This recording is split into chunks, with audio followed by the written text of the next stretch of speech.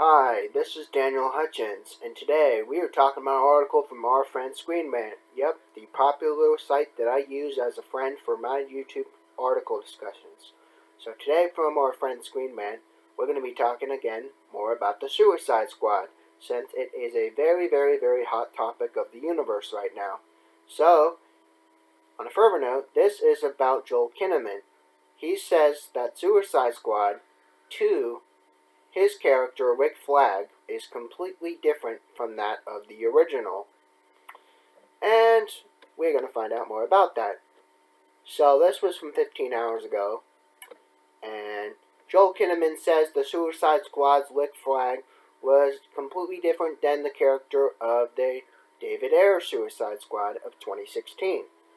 Now, writer-director James Gunn has some upcoming DC Extended Universe sequel spiritual reboots, saying that Kinnaman reprises role as Colonel Rick Flag, the military man who's assigned by Amanda Waller, Task Force X, this time's joining Flag, Harley Quinn, and Captain Boomerang. Yet there are newcomers including Peacemaker, Bloodsport, and a slew of other oddballs like TDK and King Shark. If the Suicide Squad promotional material is of any indication to y'all at all, Gunn looks to infuse the sequel with his irrelevant humor, paying homage to the heart of the John Ostrander's comic 2016 Suicide Squad was criticized highly for approaching its source material too seriously. For example, though, Rick Flag is written and depicted as a grumpy yet subordinate generic soldier, yet you've forgiven or forgetting that he's even in the movie. But the Suicide Squad trailers make Flag's difference by apparent from his jump, so that his appearance is not only sillier, but sporting yellow t-shirt as opposed to tactical military gear. But he sports a squad tattoo, which hints at the fondness that he worked at Task Force X. On top of that, he feels like the real leader. Related to this article is why Jared Leto Joker would have never worked with the Suicide Squad. But we're not talking about him, we're talking about something else. So in a Screen Rant exclusive interview, Kinnaman's talked about hot viewers and how it's a completely different version of this character this time round. The actor explained that the Suicide Squad's flag isn't bound for performance from 2016. You read what he said from a letter below. Statement, he said, "Yeah, it was a little bit of an unusual journey to come back to the character, but actually sort of reinvent him.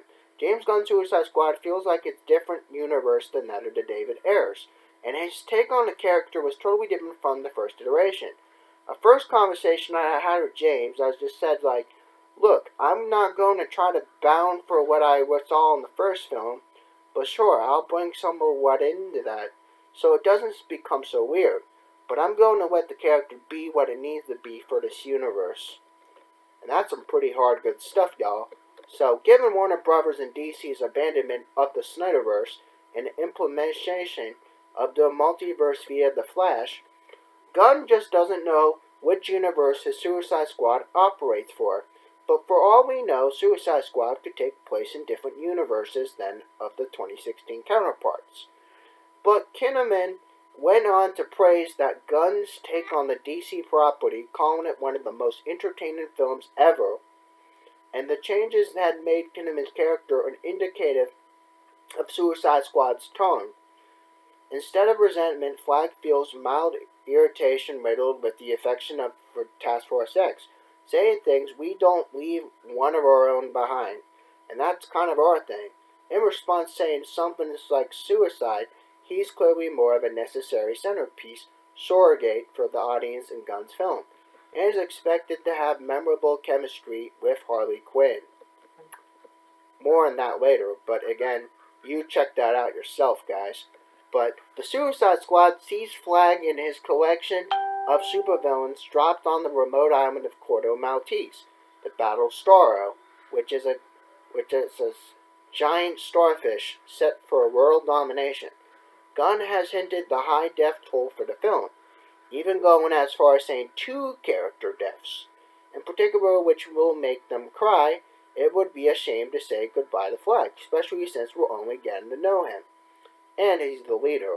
So, Suicide Squad will release in theaters and HBO Max for free if you have an HBO Max membership, by August the 6th. Now, we're just in the final countdown when it comes to Suicide Squad right now, so y'all, you just check out more Suicide Squad videos I have on my YouTube channel. I have a ton of them. I've been doing them all throughout the summer, so you probably will see a bunch if you go to my channel. But anyway, on a long note, guys, I hope you enjoyed this content, and again, you have a wonderful rest of your morning. I'll be doing some more videos throughout the day, since you know it's a good day to do some videos for all y'all who want to know more in the comic book universe. And currently, right now, I currently am quietly watching Solo and Clone Wars on my TVs. And again, as always, make sure you have a wonderful, wonderful rest of your day. And see you in the next one. Bye!